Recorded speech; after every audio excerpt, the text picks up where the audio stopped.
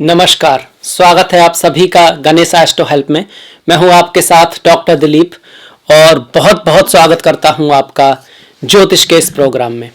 इस वीडियो में हम बात करने वाले हैं मेष राशि वालों के लिए कैसा रहेगा आने वाला मार्च का महीना, क्या उतार चढ़ाव आएंगे, करियर, जॉब, पढ़ाई लिखाई, स्पिरिचुअलिटी, अध्यात्म, आपका काम धंधा, बिजनेस, कारोबार, उसके बारे में बात करेंगे। प्रेम लाइफ, दोस्त, फ्रेंडशिप, मैरिज लाइफ, संतान, सभी विवाह, सभी क्षेत्र जो हैं लाइफ के उनको हम देखेंगे।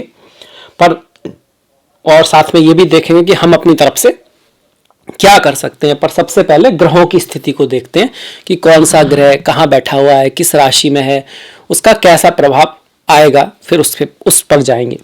तो देखिए, ये चार्ट है आपका मार्च के लिए। इसमें आप देख सकते हो पहले भाव खाली है, कोई ग्रह नहीं है। द्वितीय भाव में राहु बैठे हुए, ये वृषभ राशि में गोचर कर रहे हैं। 2 नंबर वृषभ राशि को दिखाता है, भाव तो ये दूसरा है ही। तीसरा, चौथा, पांचवा, छठा, सातवां भाव खाली है।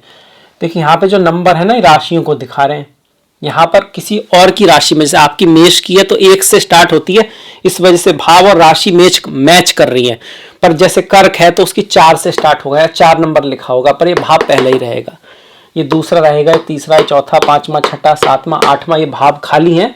नवम भाव में कालपुरुष की 9वीं राशि धनु में केतु, माफ कीजिएगा, ये कालपुरुष की 8वीं राशि में गोचर कर रहे हैं केतु अभी वृश्चिक में, और इसके बाद 12 अप्रैल को फिर वो यहाँ आपके तुला में जाएंगे। अभी अष्टम भाव में वृश्चिक राशि में केतु गोचर कर रहे हैं। नवम भाव खाली है। दसम भाव में देखिए, दसम भाव बहुत इंपॉर्टेंट होता है। ये राज्य का भाव है, ये सत्ता का भाव है, ये पद प्रतिष्ठा सम्मान का भाव है, शक्ति का भाव है। यहाँ पर मंगल, शनि और शुक्र जैसे ग्रह बैठे हुए हैं। इनमें से शनि उच्च के, अपनी राशि के, माफ कीजिएगा, और जो मंगल है वो उच्च के हैं। शनि शश नाम का और मंगल यहाँ पर रोचक नाम का राजयोग बनाकर बैठे हुए हैं, महापुरुष योग बनाकर बैठे हैं, और शुक्र लक्ष्मी योग कहीं ना कहीं बना रहे हैं। इसके साथ साथ गुरु जो है एकादश भाव में है। सूर्य 15 तारीख तक एकादश भाव में है, 15 के बाद वो मीन राशि में चले जाएंगे। सूर्य का एकादश भाव में गोचर दसम भाव में, एकादश भाव में शुभ माना जाता है। बुध की बात करें तो 6 मार्च से लेकर 24 तारीख तक वो आपके एकादश भाव में कुंभ राशि में रहेंगे। उसके बाद वो जो है आपके 24 को फिर मीन में आ जाएंगे। तो लगभग पूरे महीने तो एकादश में ही रहने वाले हैं। तो अब आ जाते हैं इसके रिजल्ट के ऊपर। देखिए, रिजल्ट पे जाएंगे हम, एक एक भाव, एक एक राशि पर जाएंगे। तो देखिए, लग्न का जो स्वामी है वो आपका दसम भाव में बैठा हुआ है। इसका मतलब आपका जो पूरा फोकस है वो पद प्रतिष्ठा सम्मान पे रहेगा। आप बहुत ज़्यादा एफर्ट करोगे, आप एम्बिशियस रहोगे, कार्य पे बहुत ज़्यादा हार्ड वर्क डालोगे, फोकस आपका कार्य पे होगा। और कार्य के लिए महीना है भी अच्छा, क्योंकि इस दसम भाव में मंगल तो सिर्फ नहीं है, शनि भी है, यहाँ पर शुक्र भी है, और ये सारे ही ग्रह कहीं ना कहीं अच्छा योग बना रहे हैं। तो कार्य है, जॉब है, आपका पढ़ाई लिखाई भी कहीं ना कहीं, क्योंकि वो भी आपका एक कर्म क्षेत्र है, उसमें भी ये सपोर्ट करने वाला है। तो कार्य, जॉब, पढ़ाई लिखाई के मामले में महीना बहुत अच्छा है। पर एक चीज है इसमें कि ये सारे के सारे ग्रह, शुक्र को अगर छोड़ दें, मंगल और शनि थोड़े मलेफिक हैं। ये हार्डवर्क लाते हैं, मेहनत लाते हैं, कंपटीशन लाते हैं, और फिर उसमें विजय दिलाते हैं आपको। इस तरह से रहता है। कार्य के लिए, जॉब के लिए, धंधे के लिए, व्यापार के लिए जो है वो भी, उसके लिए भी अच्छा है, व्यापार के लिए भी अच्छा है। क्यों? क्योंकि ये जो शनि है, ये यहां पर ये जो शनि बैठे हुए हैं, इनकी 10वीं जो दृष्टि है वो सप्तम पर आ रही है, इस भाव पर जो बिजनेस का है, व्यापार का है, और इसका स्वामी आपका दसम में जा रहा है। तो कार्य में शनि कहीं ना कहीं आपको धीरे धीरे ही सही पर प्रोग्रेस कराएंगे। कुछ ना कुछ ऐसी सॉलिड चीज होगी जो आपको देर तक, लंबे समय तक सहायता कर सकती है। मंगल शनि की जो दृष्टि है वो उतनी अच्छी नहीं है चौथे भाव पर। चौथा भाव आपका घर है, भूमि है, माता है, मातृभूमि है, बंधु है। तो वहां थोड़ा ख्याल रखना, आपस में थोड़ा बहुत डिफरेंस ऑफ ओपिनियन होने का चांसेस है। रही मन धागा प्रेम का, मत तोड़े चटकाए, जोड़े ते फिर ना जुड़े, जुड़े गांठ पड़ जाए। तो आपस में रिश्तों को बनाकर रखें, परिवार में एकता को बना के रखें, छोटी मोटी बात पे कुछ बहस में ना पड़े, क्योंकि कई बार आप भी सही होते हैं, दूसरा भी सही होता है, बस क्योंकि उसकी नज़र दूसरी है, आपकी नज़र दूसरी है, अक्सर ऐसा होता है। तो चीज़ें ऐसा लगता है कि आप वो व्यक्ति गलत है, पर ऐसा होता नहीं है। तो चीज़ों की गहराई में जाएं, उसको भी पूर्णतः समझने की कोशिश करें, वो भी सही है तो फिर अपनी बात को भी इस तरह से समझाएं कि ताकि रास्ता भी निकले, पर आपस में मनभेद ना हो। मतभेद तो होते ही हैं अगर दो लोग हैं तो। इस चीज़ का ध्यान रखें। माता के स्वास्थ्य का ख्याल रखें। और कहीं ना कहीं आपको विदेश या बाहर जाने की अगर आप कुछ सोच रहे थे, अब्रॉड जाने की कुछ सोच रहे थे, या आप बाहर रहते हैं, तो फिर ये योग थोड़ा सा ज़्यादा पॉजिटिवली काम आपके लिए करने वाला है। अब इसके बाद हम आ जाते हैं शनि की दृष्टियों पर। मंगल शुक्र की एक साथ स्थिति तो देख ही ली, पर शनि की तो दृष्टियां भी है, मंगल की दृष्टियां भी हैं, उनको भी देखते हैं। मंगल की दृष्टि कहाँ कौन कौन सी होती है? 3 दृष्टियां होती हैं, चौथी, सातवीं और आपकी 8वीं। तो चौथी दृष्टि आपकी 1 2 3 4 लग्न पर रहेगी, 7वीं ठीक सामने होती है, और 8वीं जो है आपकी दृष्टि जो है वो पंचम भाव पर रहेगी। लग्न पर मंगल की दृष्टि है। क्रोध तो थोड़ा सा रहेगा, जल्दबाजी रह सकती है, एग्रेसिवनेस रह सकती है। वैसे भी आपके स्वभाव में थोड़ा सा जल्दबाजी, क्रोध, एग्रेशन होता है। मेष वाले जो हैं वो थोड़ा सा कॉम्पिटेटिव भी होते हैं, आगे भी बढ़ना, ऑनेस्ट होते हैं, दोस्तों के दोस्त होते हैं, पर थोड़ा सा कंपटीशन उनमें रहता है। तो वहाँ थोड़ा अपने आप को अगर आप कह सकते हो थोड़ा सा स्थिरता के साथ काम करोगे, किसी भी काम को एंड तक ले जाओगे और जल्दबाजी में निर्णय नहीं लोगे, वाणी को थोड़ा मीठा रखोगे, तो आपके लिए बेहतर रहेगा मंगल की वजह से, क्योंकि वाणी के भाव में आपका राहु भी बैठे हैं। इसके बाद साथ में चौथे भाव पर दृष्टि किस चीज़ के लिए अच्छी है? जमीन आदि खरीदने के लिए ठीक है, घर आदि खरीदने के लिए ठीक है, पर बंधुओं से, माता से, फैमिली में कुछ यहाँ पे थोड़ा बहुत डिफरेंस ऑफ ओपिनियन रह सकता है। पंचम भाव पर मंगल की 8वीं दृष्टि अपने मित्र की राशि सिंह पड़ रही है, ये लियो राशि है, सिंह राशि है, सिंहा है। इस पर मंगल की दृष्टि कहीं ना कहीं आपको एफर्ट कराएगी, मेहनत कराएगी, पढ़ाई लिखाई में हार्ड वर्क कराएगी, तब जाकर रिजल्ट देगी, और आप हार्ड वर्क करोगे भी। यहाँ पर अगर हार्ड वर्क नहीं करते, मेहनत नहीं करते, तो उतना अच्छा रिजल्ट नहीं आएगा। तो प्रयास पूरा करना है। वैसे भी पूरे प्रयास से ही रिजल्ट आता है, आधे प्रयास से आधा रिजल्ट नहीं आता है। कोई कहे मैंने चौथा ही प्रयास तो किया था, चौथा ही रिजल्ट आ जाए, ऐसा नहीं होता है। तो एग्जाम निकलता है या नहीं निकलता है? तो प्रयास तो पूरा ही करना पड़ता है, रिजल्ट तभी आता है। इसके बाद देखिए, ये तो मंगल की दृष्टियां होगी। इसमें हमारी अभी पंचम भाव पर पढ़ाई लिखाई के साथ साथ ही प्रेम का भी भाव है, आपस में घुलने मिलने का, फ्रेंडशिप का तो वो सारी बातों पर भी मंगल का असर रहेगा। आप थोड़े से एग्रेसिव रह सकते हो प्रेम में, थोड़े से इमोशनल रह सकते हो, इस चीज़ को दिखाएगा। संतान भी थोड़ी सी आप कह सकते हो शैतान हो सकती हो, सीधा ना सुने, इस तरह का रह सकता है। पर ओवरऑल इसको प्रोटेक्शन मिली हुई है 15 तारीख तक सूर्य की, क्योंकि इस 15 तारीख तक सूर्य की अपने ही भाव पर दृष्टि है। इसके बाद सूर्य यहाँ से चले जाएंगे, पर फिर भी कहीं ना कहीं गुरु और बुध यहाँ पर आएंगे।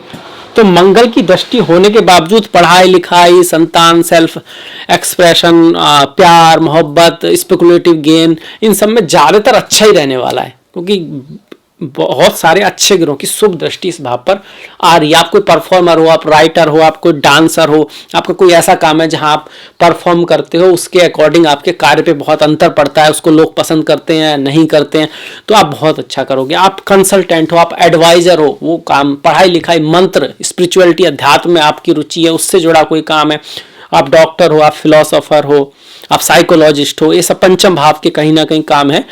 तो ओवरऑल आपको सक्सेस मिलेगी उसमें। क्यों? गुरु की दृष्टि है, बुध की दृष्टि है, और 15 तारीख तक सूर्य की दृष्टि है, पर सूर्य भी है अपनी राशि को देख रहे हैं। तो ये प्रभाव जो है पंचम भाव पर आपका आ रहा है। शनि की दृष्टियों की बात कर लें, शनि दशम में होते हैं, हार्डवर्क कराते हैं, मेहनत कराते हैं, चीज़ों में रिजल्ट थोड़ा प्रेशर के साथ, और आप कह सकते हो कि एक बार में नहीं आता, थोड़ी देरी से आता, ये रहता है। पर दशम में शनि आपको विदेश, फॉरेन ले जाने के लिए अच्छे रहते हैं, खर्चा बढ़ाएंगे।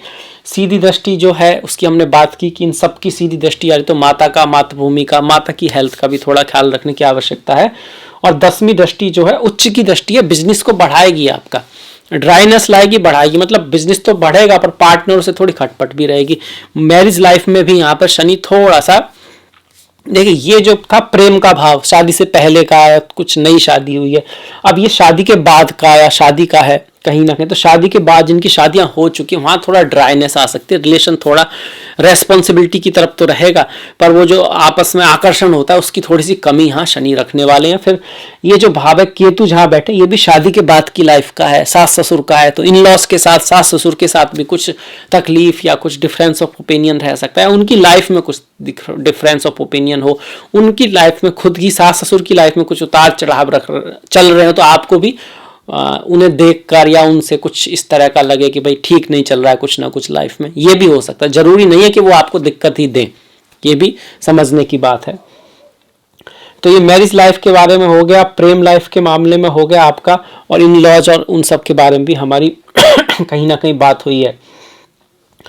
इसके बाद देखिए शुक्र जो है यहाँ पर बैठे हुए हैं। शुक्र को देखें तो सप्तम का स्वामी अपने से केंद्र में गया, व्यापार कारोबार बिजनेस के लिए अच्छा है। इसके साथ साथ धन का स्वामी जो है आपका, ये वृषभ के जो स्वामी है वो शुक्र है, वो दशम में है, तो धन आएगा किससे? पद प्रतिष्ठा सम्मान से। आपका जो सम्मान है वो किसी धन का कारण बन सकता है, किसी क्लाइंट का कारण बन सकता है, और आपका जॉब आदि के लिए उन्नति का, कहीं ना कहीं आप कह सकते हो प्रमोशन का चांसेस यहाँ पे शुक्र भी बना रहे हैं। शुक्र जब दशम में हो तो महिलाओं के साथ खासा अच्छा रिलेशन रखने की आवश्यकता होती है। कभी कभी कन्फ्लिक्ट हो सकता है स्त्रियों के साथ, महिलाओं के साथ, खास करके ऑफिस में, बिजनेस में, कहीं वर्क प्लेस पर, क्योंकि एक तो शनि और मंगल के वहां पर शुक्र आ गए, ऊपर से दशम में है, इस वजह से तो वो ध्यान रखें कि भाई स्त्रियों से बड़ा इज्जत से हेल्पिंग होकर, कोई बात हो तो उसको ज़्यादा ना बढ़ाएं। आपको अगर ठीक भी नहीं लग रही है तो उसको इस तरह से सॉल्व करें कि मामला बढ़े ना, इस चीज़ का ध्यान रखें। माँ लक्ष्मी की पूजा करें, घर में साफ सफाई रखें, अपने भी साफ सफाई रखें, तन की, मन की शुद्धता भी बहुत महत्वपूर्ण है। कई बार जब हम सफाई की बात करते हैं तो हमको सिर्फ नहाना धोना, अपना सिर्फ कपड़ों की सफाई पर ध्यान आता है, पर इसके साथ साथ मन की शुद्धता, अच्छे विचार देखना, सुनना, पढ़ना, पॉजिटिव विचार हर दिन आपके मन में जाएंगे, मस्तिष्क में जाएंगे, तो इसका बहुत शुभ प्रभाव पड़ता है शुक्र की एनर्जी पर ज्योतिष के अनुसार। और आप दर्शन शास्त्र के हिसाब से कहोगे तो जैसा खाओगे अन्न वैसा रहेगा मन। तो अन्न सिर्फ भोजन नहीं है, हम आंखों से भी अन्न ही खा रहे हैं, वो आंखों का भोजन है, क्या हम देखते हैं। अगर नेचुरल जगह है, हरा भरा है, सब बहुत ज़्यादा डिस्टर्बिंग आंखों के लिए नहीं है, तो आंखों की भी हेल्थ अच्छी रहेगी, मन की भी हेल्थ अच्छी रहेगी, कानों का भी यही है, नाक का भी यही है। बहुत ज़्यादा एक्सॉटिक, कुछ इस तरह की बहुत ज़्यादा स्मेल वाली जगह ज़्यादा देर आप रहोगे तो आपके सर में दर्द होगा, साइकोलॉजी डिस्टर्ब होगी। तो इस चीज़ का ध्यान रखना है कि सात्विक चीज़ें आप देखें, सुने, समझें। तो कहीं ना कहीं ये शुक्र की रेमेडी है, कह सकते हैं कि ये बहुत सारी चीज़ों की रेमेडी है वैसे तो, इस चीज़ का ध्यान रखना है। इसके बाद देखिए एकादश भाव पे आ जाते हैं जहाँ पर गुरु और बुध बैठे हुए हैं। अब गुरु बढ़िया है, एकादश भाव में कोई भी ग्रह अच्छा देता है, धन के नए सोर्स बनाएगा, आपका जॉब पद प्रमोशन हो सकता है, आपने जो काम किया है उसकी वजह से आपको अवार्ड आदि मिल सकता है, आपके बड़े भाई, बड़ी बहन, सीनियर्स, उनकी लाइफ में भी कुछ पॉजिटिव चेंज आ सकते हैं, अच्छे चेंज आ सकते हैं। इसके साथ साथ गुरु की यहाँ से दृष्टियां जो पंचम भाव पर पड़े, तो पढ़ाई लिखाई के मामले में, संतान अगर आप चाहते थे कि आपको संतान हो तो उसके लिए, और शादी विवाह के लिए, रिश्ते आने के लिए भी ये जो साल है बहुत बढ़िया है। मतलब अप्रैल तक गुरु यहीं पर है तो बहुत ज़्यादा चांसेस है कि रिश्ते वगैरह आने के लिए बहुत बढ़िया गुरु यहाँ पर योग बनाकर बैठे हुए हैं। साथ में वो बुध के साथ बैठे हैं जो कि तृतीय और छठे भाव के स्वामी हैं, एकादश भाव में जा रहे हैं। तो कहीं ना कहीं अपनी वाणी का थोड़ा सा ख्याल रखें। वाणी को अगर आप अच्छा रखेंगे और प्लानिंग करके चलेंगे लाइफ में तो चीज़ें ठीक रहेंगी। साथ में गणेश जी की पूजा आप कर सकते हैं, गणेश जी को दुर्वा घास चढ़ा सकते हैं, गणेश अथर्वशीष का पाठ कर सकते हैं, ये सब चीज़ें आपके लिए अच्छी रहेंगी। क्योंकि बुध बहुत ज़्यादा पॉजिटिव ग्रह नहीं है आपके, पर उनकी गुरु के साथ युति अच्छी रहती है। बुध गुरु साथ में भले ही एक दूसरे के शत्रु हों, पर कहीं ना कहीं दोनों ही ज्ञान से, बुद्धि से, इंटेलिजेंट से जुड़े हुए हैं। और एकादश भाव में आते तो खास करके आपकी बुद्धि को, इंटेलिजेंट को बढ़ाएंगे। आपकी बुद्धि की वजह से, आपके ज्ञान की वजह से आपको लाभ होगा। अगर आपका काम ही इस तरह का है जहाँ पर बुद्धि का, इंटेलिजेंट का, दर्शन का, दूरदृष्टि का काम है, तो फिर बहुत सारा लाभ आपको यहाँ से हो सकता है। बुध खास में सेल्स, मार्केटिंग, ये सब भी है, प्लानिंग, अकाउंट्स है। गुरु आपका फिलोसॉफी है, दर्शन है, क्लासिकल चीज़ें हैं, चाहे वो क्लासिकल म्यूजिक ही क्यों ना हो, गोल्ड है, बैंकिंग सेक्टर है। तो अगर इसमें है आप एडवाइजर, जो होते हैं, आप एडवाइजर हैं, आप किसी तरह के लाइफ कोच हैं, आप सलाह देते हैं आप, तब भी बहुत बढ़िया है, क्योंकि ये पंचम भाव कंसल्टेंट आदि का भी होता है, उन पर बुध और गुरु की दृष्टि पड़ना बहुत ही शुभ जो है यहाँ दिखा रहा है। गुरु की दृष्टियां भी हमने देख ली हैं कि शादी विवाह के लिए बहुत अच्छा है, प्रेम को बढ़ाएगा, संतान के लिए बहुत अच्छा है, स्पेकुलेटिव गेन आदि में आपकी हेल्प करेगा। इसके अलावा 1 2 3 4 5 पांचवी दृष्टि से यात्राएं थोड़ी बढ़ा सकती, छोटी मोटी यात्राएं बढ़ सकती हैं। आपके छोटे भाई बहन पड़ोसियों के साथ रिश्तों में सुधार लाने की गुरु कोशिश करते रहेंगे। गुरु के बाद हम देखिए सूर्य की अगर हम बात करें, सूर्य जो है देखिए यहाँ रहेंगे और यहाँ रहेंगे, 15 तारीख तक लाभ कराएंगे, अब अवार्ड दिलाएंगे, कंपटीशन में विजय दिलाएंगे, संतान आपका बहुत अच्छा कर सकती है, संतान प्राप्ति के योग को और मजबूत करेंगे। और 15 तारीख के बाद जब 12वें भाव में जाएंगे तब आप कह सकते हो थोड़ा सा फॉरेन जाने का योग बढ़ता है, विदेश जाने का योग बढ़ता है, खर्चा थोड़ा सा बढ़ सकता है, थोड़ा सा हेल्थ का ख्याल रखें।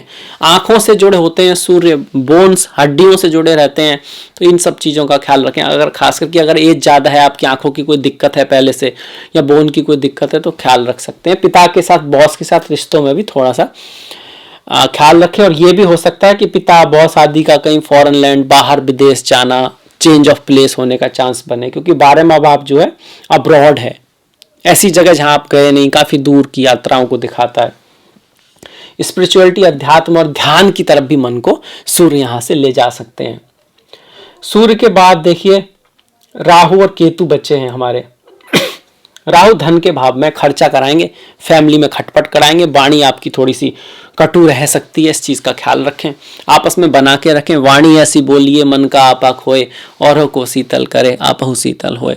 वाणी बहुत इंपॉर्टेंट है, हम उसको बहुत ज़्यादा इग्नोर करते हैं नॉर्मली कि भाई कहा ही तो है, पर कहने का महत्व तो बहुत ज़्यादा है। इसको आत्मिक कर्म माना गया है, आत्मा का कर्म माना गया है। मतलब कहीं ना कहीं आप जिस तरह से कह रहे हैं वो कहीं ना कहीं बात बहुत गहराई तक की सही, शायद आपको भी पता ना हो, सबकॉन्शियस माइंड में कहीं ना कहीं तो है। तो वाणी का ख्याल रखें, वाणी अच्छी बोलें, दूसरे के लाभ के लिए बोलें, ओवरऑल सभी के लाभ के लिए बोलें, मीठी भी बोलें, क्योंकि टोन भी बहुत इंपॉर्टेंट है लाइफ में। आप अच्छी भी बात अगर बहुत ज़्यादा गुस्से में या इस तरह से कहेंगे तो शायद वो उसका कोई लाभ ना हो जिसके लिए आप कह रहे हो, क्योंकि सुनने वाला भी उसको एक्सेप्ट नहीं करेगा, तो उसका फ़ायदा क्या। तो इस चीज़ का ध्यान रखें। राहु के यहाँ होने से खर्चा वगैरह रहेगा, पर ये राहु कुछ चीज़ों के लिए ठीक भी है, बाहर ले जा सकता है, विदेश ले जा सकता है, कुछ आपका फ्रेंड सर्कल बढ़ा सकता है, खास करके आपकी एज से बड़े लोग, सीनियर्स जो लोग हैं, उनसे आपकी मुलाकात करा सकता है। अपनों से छोटों के साथ थोड़ा सावधानी बरतने की आवश्यकता है। छोटी मोटी जर्नी जो होती है आसपास की अपने ही शहर में, वहां पर थोड़ा केयर रखें। और बड़ी जर्नी के लिए राहु यहाँ ठीक है, आपको फॉरेन विदेश जाने का कुछ प्लानिंग यहाँ से राहु से बन सकती है। केतु की अगर बात करें तो इन लॉज के साथ, मैरिज लाइफ में, पार्टनर की लाइफ में, पार्टनर की हेल्थ का ख्याल रखना है, आपके स्पाउस का, आपके पति पत्नी का, आपके प्रेमी प्रेमिका का, उनकी हेल्थ का ख्याल रखना का योग बनता है यहाँ पे, क्योंकि केतु जो है ना सप्तम से दूसरा भाव है, इसके आयु का, इसके धन का भी है, आपके स्पाउस के, आपके पार्टनर का। तो उनके धन में कुछ उतार चढ़ाव, उनकी फैमिली में कुछ उतार चढ़ाव हो सकते हैं, इस चीज़ को आप ध्यान में रखेंगे। केतु के लिए गणेश जी की पूजा करें, मत्स्य अवतार की कथा सुने।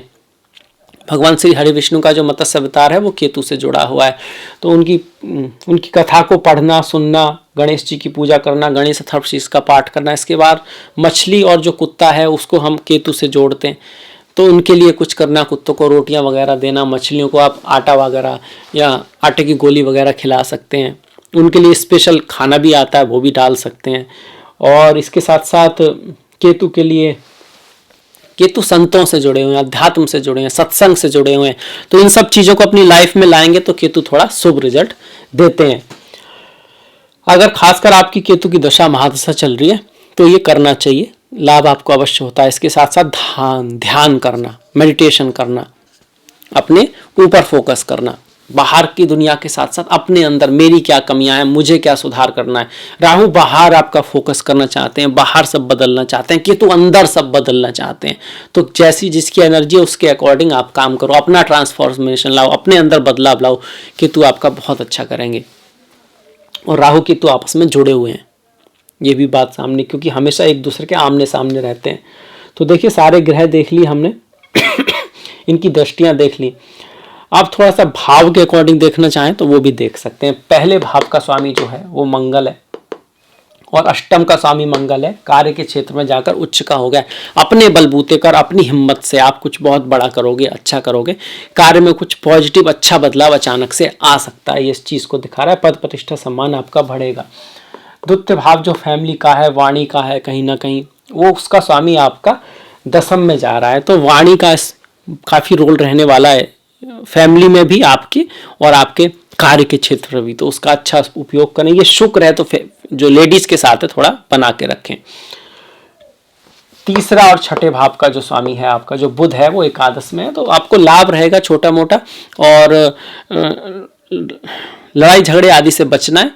पर ओवरऑल यहाँ पर बुध 11वें भाव में किसी का भी गोचर शुभ होता है। ओवरऑल ये आपको आपकी वाणी से लाभ दिखा रहा है, आपको आपके फ्रेंड्स आदि से भी लाभ दिखा रहा है, उनसे आपका लाभ होगा और आपकी इनकम में बढ़ोतरी होगी, इस चीज को दिखा रहा है। बस वाणी को थोड़ा मधुर रखने की आवश्यकता है। इस भाव पर इतने सारे ग्रहों की दृष्टि है तो माता वगैरह का ध्यान रखें। पंचम भाव की हम बात कर चुके हैं कि पढ़ाई लिखाई के लिए अच्छा है, संतान सुख के लिए अच्छा है, प्रेम आदि के लिए अच्छा है। तो इस तरह से हम देख सकते हैं। भाग्य की भी अगर हम बात करें, भाग्य का जो स्वामी है वो एकादश में है, तो भाग्य कहाँ से आ सकता है? गुरु के थ्रू, बड़े भाई के थ्रू, बड़ी बहन के थ्रू, आपसे जो सीनियर्स हैं, आपका जो नेटवर्क सर्किल आप जितना बढ़ाओगे उतना आपके लिए बढ़िया रहेगा। तो ये हो गया हमारा इस महीने का जो राशिफल है।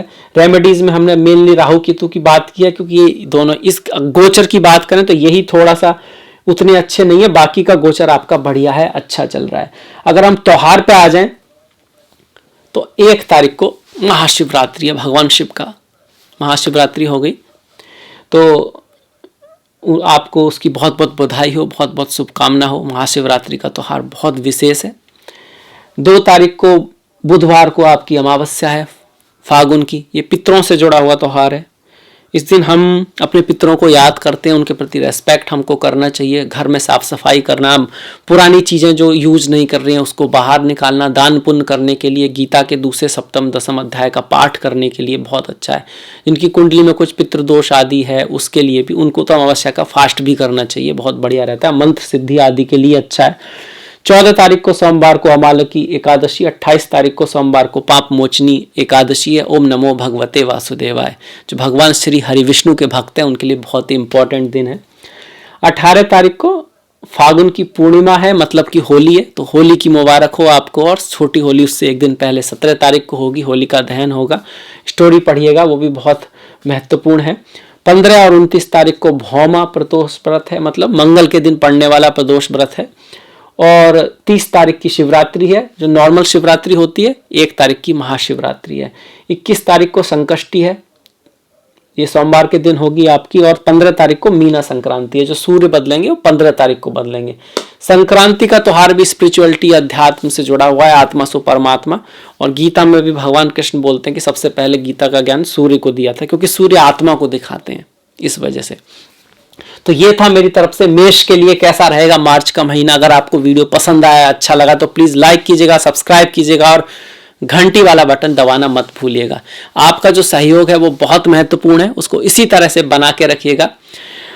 मैंने डिस्क्रिप्शन में लिंक दिया है इंस्टाग्राम, ट्विटर आदि का, तो प्लीज फॉलो, प्लीज लाइक। और आपसे मुलाकात होगी नेक्स्ट वीडियो में। तब तक अपना ख्याल रखें, अपनों का ख्याल रखें, सभी का ख्याल रखें। नमस्कार।